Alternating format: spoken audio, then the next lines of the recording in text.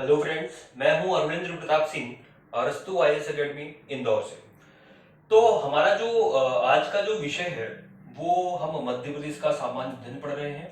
अब चूंकि हमारा जो पिछला लेक्चर था उसमें भी हमने मध्य प्रदेश की सामान्य जानकारी मध्य प्रदेश के संभाग और जिलों के रूप में पढ़ी थी। अब आज का जो लेक्चर होगा हमारा वो उससे आगे का विषय है। तो यहाँ पर आज आप बोर्ड पे देख रहे हैं, व्हाइट बोर्ड पे, कि मैंने एक मध्य प्रदेश का पूरा मैप बनाया हुआ है और वहां पर मध्य प्रदेश की मैंने कुछ लोकेशंस लिखी हुई हैं। तो ये लोकेशन है क्या? अब ये जो टॉपिक है हमारा ये कहलाता है हमारा मध्य प्रदेश का भौगोलिक अवस्थिति, कि हमारा मध्य प्रदेश ग्लोब पर कहां पर स्थित है। तो उस क्रम में मैंने मध्य प्रदेश में कुछ सिचुएशंस लिखी हुई है यहाँ पर, उसका जो जो भौगोलिक विस्तार है। अगर मैं बात करूं सामान्य वे में कि मध्य प्रदेश का भौगोलिक अवस्थिति क्या है, तो हम पढ़ते हैं जनरली वे में कि उसका विस्तार 21 डिग्री 6 मिनट उत्तरी अक्षांश से लेकर 26 डिग्री 30 मिनट उत्तरी अक्षांश तक तथा 74 डिग्री 9 मिनट पूर्वी देशांतर से लेकर और 82 डिग्री 48 मिनट पूर्वी देशांतर तक है। ये बात समझ में आई आपको? चलिए, अब इसी चीज को मैं थोड़ा सा और साधारण तरीके से मैं आपको बताने की कोशिश कर रहा हूं। मान लीजिए कि ये हमारा एक ग्लोब है, ये ग्लोब है, और आपको पता है कि ग्लोब में जो ये पड़ी हुई रेखाएं खींची गई हैं, काल्पनिक रेखाएं, इन्हें हमने क्या कहा? ये कहलाती है रेखा 0 डिग्री अक्षांश रेखा। इसी को हम विषुवत रेखा भी बोलते हैं। ठीक है दोस्तों, तो ये जो रेखा है ये काल्पनिक रेखा है, और ये रेखा काम क्या करती है? ये ग्लोब को दो बराबर भागों में बांटती है। दो बराबर भाग कौन कौन से? ये जो ऊपर का हिस्सा है ये कहलाया आपका नॉर्थ, उत्तरी गोलार्ध, और जो नीचे का हिस्सा है वो क्या कहलाया? साउथ, यानी कि दक्षिणी गोलार्ध। ठीक है दोस्तों, तो याद रखिएगा कि ये 0 डिग्री कौन सी रेखा है? अक्षांश रेखा। और इसी प्रकार से एक रेखा खड़ी खींची गई काल्पनिक रेखा जिसको हमने नाम दिया 0 डिग्री देशांतर रेखा। अब ये रेखा भी काम क्या करती है कि यह भी ग्लोब को दो बराबर भागों में बांटती है। एक का नाम होता है आपका पूर्वी गोलार्ध और दूसरे का नाम होता है आपका पश्चिमी गोलार्ध। तो ये है आपका पूर्वी गोलार्ध और इधर है आपका ये पश्चिमी गोलार्ध। ठीक है दोस्तों, अब जब आप ग्लोब देखेंगे तो ग्लोब में चूंकि हमारे जो भारत की जो भौगोलिक अवस्थिति है वो आपको कहां पे मिलेगी? वो आपको उत्तरी गोलार्ध में और पूर्वी गोलार्ध की तरफ मिलेगी। मतलब कि उत्तरी अक्षांश और पूर्वी गोलार्ध में, पूर्वी देशांतर गोलार्ध में आपको पोजीशन मिलेगी। तो जैसे कि यहाँ पर हमारा भारत है, और भारत की शुरुआत कहां से होती है? 8 डिग्री अंशांश से। ठीक है, 8 4 से शुरू होती है। तो उसी प्रकार से चूंकि आपको पता है कि हमारा जो मध्य प्रदेश है वो भी भारत के मध्य में स्थित है। ठीक है, तो मध्य प्रदेश का जो सबसे दक्षिणी, ये मैंने लिखा है साउथ, ये जो एरिया है ये किस अंशांश रेखा पर पड़ेगा? क्योंकि ये सारी अंशांश रेखाएं जो ऐसे खींची हुई हैं ये सारी, और ये रेखाएं कितनी होती है? कितनी रेखाएं होती है दोस्त? ये होती है 90 ऊपर रेखाएं होती हैं और 90 नीचे होती हैं। तो कहने का मतलब जब आप 0 डिग्री से ऐसे ऊपर बढ़ते हो तो यहाँ पर पूरी ये 90 रेखाएं होती हैं, और नीचे से इधर साउथ दक्षिणी गोलार्ध में भी 0 से जब आप नीचे ऐसे बढ़ते जाते हैं तो ये कितनी रेखाएं होती जाती हैं? ये भी 90 रेखाएं हो जाती हैं। ठीक है, तो जब आप अब हम बात करते हैं हमारे मध्य प्रदेश की पोजीशन। तो हमारे मध्य प्रदेश का जो सबसे दक्षिणी भाग है, सबसे दक्षिणी भाग कौन सा है? ये है जो कि बुरहानपुर जिले में आता है। तो ये सबसे दक्षिणी भाग का जो अंशांशी विस्तार है वो क्या है? 21 डिग्री उत्तरी अक्षांश। उत्तरी मैंने क्यों बोला? क्योंकि ये उत्तरी गोलार्ध में है। और अंशांश क्यों बोला मैंने?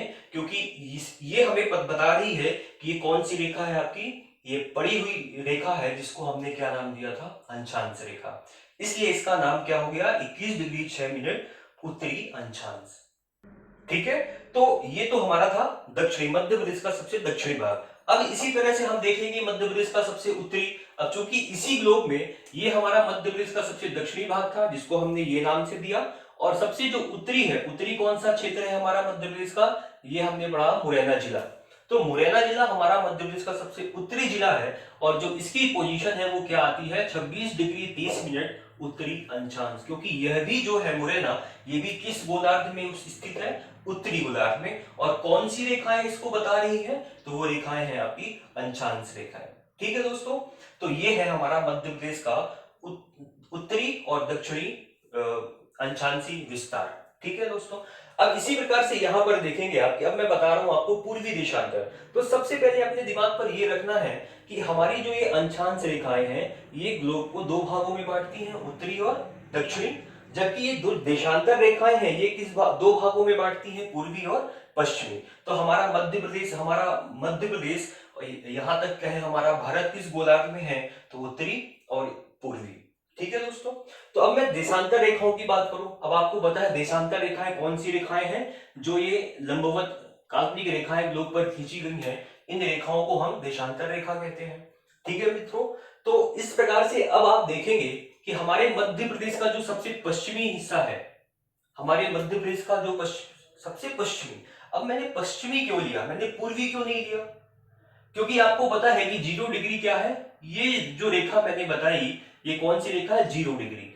अब हम जब इस तरफ आगे बढ़ेंगे पूर्व की तरफ, तो संख्याएं भी क्रमशः बढ़ती जाएंगी, 1 2 3 4 5 6 7 8। तो जो सबसे पहले आएगी वो मध्य प्रदेश का कौन सा हिस्सा होगा, पश्चिमी हिस्सा होगा। इसलिए हमने मध्य प्रदेश का, देखिए यहाँ पर 74 लिखा हुआ है और यहाँ पर पूर्वी में क्या लिखा हुआ है, 82 लिखा हुआ है। ठीक है दोस्तों, तो देखिए कि मध्य प्रदेश का हमारे जो सबसे पश्चिमी हिस्सा है वो कौन सा जिला आता है, अलीराजपुर। ठीक है, तो अलीराजपुर की जो देशांतरी विस्तार है वो कितना है, 74 डिग्री 9 मिनट पूर्वी देशांतर। पूर्वी इसलिए क्योंकि ये कौन सा गोलार्ध है हमारा, क्योंकि ये देशांतर रेखा है और देशांतर रेखा पूर्वी गोलार्ध और पश्चिमी गोलार्ध में विभाजित करती है। तो हमारा मध्य प्रदेश पूर्वी गोलार्ध में है, इसलिए यहां पर लिखा हुआ है क्या, पूर्वी देशांतर। और मध्य प्रदेश का जो सबसे पूर्वी जिला है, पूर्वी हिस्सा है, वो किस जिले को शामिल किया जाता है उसमें, सिंगरौली को। और सिंगरौली का जो देशांतरी विस्तार है वो कितना है, 82 डिग्री 48 मिनट पूर्वी देशांतर तक। आई बात समझ में दोस्तों? तो ये पूर्वी देशांतर इसीलिए है क्योंकि ये भी कहां पर है, पूर्वी गोलार्ध में है। तो एक बार फिर से मैं आपको बता दूं कि जो हमारे मध्य प्रदेश का जो भौगोलिक अवस्थिति है वो 21 डिग्री 6 मिनट उत्तरी अक्षांश से लेकर 26 डिग्री 30 मिनट उत्तरी अक्षांश तक, तथा 74 डिग्री 9 मिनट पूर्वी देशांतर से लेकर 82 डिग्री 48 मिनट पूर्वी देशांतर तक है। ठीक है दोस्तों, अब इसी में आप बताइए कि अभी जो मैंने आपको बताया कि मध्य प्रदेश का सबसे पूर्वी जिला कौन सा, मध्य प्रदेश का सबसे पूर्वी जिला है आपका सिंगरौली। ये दोस्तों ये जो क्वेश्चंस हैं एक्चुअली ये एग्जाम में कभी कभी डायरेक्टली भी पूछ लिए जाते हैं, कि आपको पूछ लिया जाएगा कि बताइए कि मध्य प्रदेश का भौगोलिक विस्तार है। अब ये 4 ऑप्शन में ये चीजें डाल दी जाएंगी और कोई ना कोई एक आपसे उसमें गलत ऑप्शन दे दिया जाएगा और आपको पता करने के लिए पूछा जाएगा कि बताइए इसमें से गलत कौन सा है या सही कौन सा है, तो आपको बताना पड़ेगा। लेकिन कभी कभी डायरेक्टली ना पूछ के आपसे इनडायरेक्टली अप्रत्यक्ष रूप से पूछता है। जैसे आप देखिएगा कि वर्ष 2008 का जो प्रारंभिक परीक्षा का पेपर था उसमें पूछा गया था कि बताइए कि 80 डिग्री देशांतर रेखा मध्य प्रदेश के किस जिले से होकर गुजरती होगी। तो दोस्तों वैसे तो हम पढ़ते नहीं हैं इस जनरली में, लेकिन फिर भी अगर आपको मध्य प्रदेश का भौगोलिक अवस्थिति पता है कि उसकी भौगोलिक अवस्थिति 74 डिग्री 9 मिनट पूर्वी देशांतर से लेकर 82 डिग्री 48 मिनट पूर्वी देशांतर तक है, तो बताइए कि 80 डिग्री पूर्वी देशांतर रेखा मध्य प्रदेश के किस जिले से होकर गुजर रही होगी। अब 4 ऑप्शन मिल जाएंगे आपको कि इंदौर, भोपाल, जबलपुर या सतना। अब आप बताइए, आपको निकालना है उसमें से। तो अगर आपको ये पता है तो आप जनरल वे में निकाल सकते हैं कि 82.5 ये है और यहाँ पर कितना है 74, तो लगभग मान के चलिए कि 74 और 82 कितना हुआ, लगभग 8 डिग्री का फर्क है ना। तो अगर आप यहाँ मध्य प्रदेश के मध्य से एक रेखा खींच देंगे तो लगभग 2 हिस्से हो जाएंगे, तो 74 और 4 यहां जोड़ देंगे, 74 और 4 78 और 78 और 4 कितना हो जाएगा 82। ठीक है, समझ पा रहे? तो जब मैंने यहां 4 जोड़ दिया 74 में और 4 कितना हुआ, बिल्कुल 74 और 4 78, और फिर इनको भी 2 भागों में बांट देंगे तो ये लगभग आ जाएगा आपका ऐसे करके। तो 74 और 4 यहां पर आपने जोड़ दिया तो 78 हुआ और 78 प्लस 2 जोड़ दिया तो आप लगभग आपका हो गया 80। तो ऑप्शन जब आप देखेंगे तो उसमें पाएंगे कि जबलपुर जिला था उसमें, तो राइट आंसर उस समय क्या हुआ, जबलपुर हुआ। तो आप पता भी कर सकते हैं लेकिन आपको एग्जैक्ट लोकेशन आपको पता होनी चाहिए। ठीक है, तो मैं बात कर रहा था कि मध्य प्रदेश का सबसे पूर्वी जिला, तो आपको दोस्तों पता होना चाहिए कि हमारे मध्य प्रदेश का जो सबसे पूर्वी जिला है वो कौन सा है, सिंगरौली। मध्य प्रदेश का सबसे पश्चिमी जिला कौन सा है, तो वो है आपका अलीराजपुर। मध्य प्रदेश का सबसे दक्षिणी जिला कौन सा है, तो वो है आपका बुरहानपुर। और इसी प्रकार मध्य प्रदेश का सबसे उत्तरी जिला कौन सा है, तो वो है आपका मुरैना। ठीक, चलिए तो अब हम देखते हैं कि हमारा जो भारत है, आपने सुना होगा कि भारत की एक आईएसटी रेखा है जिसको हम बोलते हैं भारतीय मानक समय रेखा। तो यह भारतीय मानक समय रेखा जो है, जिसको हम 82.5 डिग्री पूर्वी देशांतर रेखा के नाम से भी जानते हैं। तो यह रेखा हमारे भारत के 5 राज्यों से होकर गुजरती है। और ये 5 राज्य कौन कौन से हैं दोस्तों, ये 5 राज्य हैं आपके उत्तर प्रदेश, मध्य प्रदेश, उड़ीसा, छत्तीसगढ़ और कौन सा है आपका आंध्र प्रदेश। तो ये 5 राज्यों से होकर हमारी ये रेखा 82.5 डिग्री रेखा गुजरती है, जिनमें से एक है हमारा मध्य प्रदेश भी। तो फिर दूसरा क्वेश्चन ये उठता है इसी में कि ये जो आईएसटी रेखा है ये हमारे मध्य प्रदेश के किस जिले से, किस एकमात्र जिले से होकर गुजरती है, तो उसका आंसर क्या होगा, गेस करिए जरा। तो उसका आंसर होगा आपका क्या, सिंगरौली। क्या आंसर होगा, सिंगरौली। अब थोड़ा समझने की बात ये भी है कि ये हमारा सिंगरौली हमारे मध्य प्रदेश का सबसे पूर्वी जिला है। अब सबसे पूर्वी जिला होने के नाते इसका जो विस्तार है वो 82 डिग्री 48 मिनट तक है। और यही आप देखेंगे कि ये जो आईएसटी रेखा है ये 82.5 डिग्री है, मतलब कि 82 डिग्री 30 मिनट। तो मे बी 18 मिनट का ही फर्क है, इसलिए आप गेस कर सकते हैं कि वो जिला कौन सा होगा एकमात्र जहां से ये आईएसटी रेखा गुजरती होगी, वो हमारा सिंगरौली जिला ही होगा। ठीक है दोस्तों, इसके बाद जो नेक्स्ट टॉपिक हम पढ़ते हैं यहाँ पर सामान्य जानकारी में मध्य प्रदेश के, वो है आपका कर्क रेखा। कि कर्क रेखा हमारे मध्य प्रदेश के कितने जिलों से होकर गुजरती है और कौन कौन से जिलों से होकर गुजरती है। आपको ये भी पता होगा कि यही कर्क रेखा हमारे भारत के 8 राज्यों से होकर गुजरती है। और 8 राज्य, वो राज्य कौन कौन से हैं, तो आप काउंट करते हैं कि जिसमें मिजोरम है, त्रिपुरा है, पश्चिम बंगाल है, झारखंड है, छत्तीसगढ़ है, मध्य प्रदेश है, राजस्थान है और गुजरात है। तो ये 8 राज्यों से होकर जो है ये कर्क रेखा गुजरती है। और यही कर्क रेखा जिसको हम बोलते हैं 23.5 डिग्री, ये 0 डिग्री अंशांश रेखा है। और 23.5 डिग्री अंशांश रेखा को ही हम क्या, किस नाम से जानते हैं, कर्क रेखा। और यही कर्क रेखा हमारे भारत के 8 राज्यों से और मध्य प्रदेश के 14 जिलों से होकर गुजरती है। तो अब ये देखना है हमें कि जो 14 जिले हैं हमारे मध्य प्रदेश के, वो कौन कौन से हैं। तो आइए एक बार मैं आपको बताता हूं कि ये जो 14 जिले हैं उनमें एक बार मैं गोला कर देता हूं, और इसके बाद हम उनको देख लेंगे कि ये आपका रतलाम हो गया, उज्जैन हो गया, आगर मालवा हो गया, सीहोर हो गया, भोपाल हो गया, राजगढ़ है, विदिशा है, रायसेन, सागर, दमोह, जबलपुर, कटनी, उमरिया और हो गया आपका शहडोल। तो ये पूरे 14 जिले हैं जिनसे होकर आपकी कर्क रेखा गुजरती है। 1 2 3 4 5 6 7 8 9 10 11 12 13 और ये दोस्तों शहडोल 14वां जिला है। अच्छा, इसको एक याद करने की जो सबसे आसान ट्रिक है वो ये है कि वैसे अगर आप याद करेंगे तो निश्चित रूप से आपसे एक ना एक जिला जो है तो वो मिस होने की संभावना जो है बनी रहती है। तो अगर आप गौर करें, जब मैंने इससे पहले का जो मैंने लेक्चर बनाया था उसमें मैंने आपको जिले और संभाग के बारे में बताया था। तो अगर आपको संभागों का थोड़ा सा आइडिया है कि कौन किस संभाग में कौन कौन से जिलों को हम शामिल करते हैं, तो यहाँ पर आप बड़े आसानी से आप जो है तो इन 14 जिलों को निकालकर आप अपने बता सकते हो। तो एक बार आप देखेंगे यहाँ पर कि जैसे कि अब आपको पता है कि ये जो रतलाम है, उज्जैन है और आगर मालवा है, ये किस संभाग में शामिल करते हैं हम, उज्जैन संभाग में। तो उज्जैन संभाग के कितने जिले आते हैं जिनसे कर्क रेखा होकर गुजरती है 3 जिले। इसके बाद देखिए आप, हमने पढ़ा था कि भोपाल में 5 जिले आते हैं, भोपाल संभाग में राजगढ़ भी है, सीहोर भी है, भोपाल भी है, विदिशा भी है और रायसेन भी है। मतलब कि भोपाल संभाग में आने वाले 5 जिले और इन 5 जिलों से होकर हमारी कर्क रेखा गुजरती है। इसके बाद आप आगे आएंगे तो सागर संभाग पड़ेगा। सागर संभाग के 2 जिले हैं, एक सागर हो गया और दूसरा हो गया कौन सा जिला, दमोह जिला।